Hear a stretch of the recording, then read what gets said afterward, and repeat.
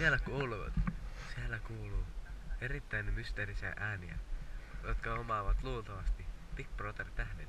En tiedä ketä he ovat, koska Big Brother ei ole oikein minun ohjelmani. Mutta metsästä löytyi etsintäreissulla myös pari sientä, joiden aikana selvisin 18 vuotta metsässä.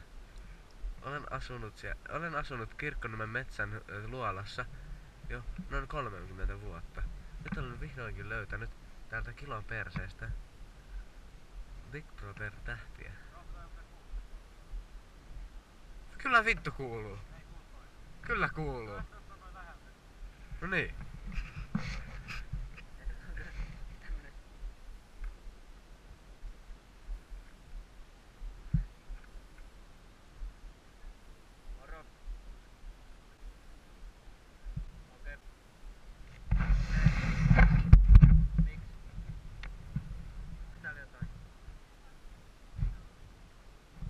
Mutta eiks tää parkkipaikka? Me ollaan pysähdytty tähän parkkeeraamaan. No joo, ei mitään ongelmaa, kun me voidaan lähteä. Joo, lähdetään. Sinne meni radioprojekti pois, koska hän on tuo. Lähdetään pois ennen kuin tulee kytö.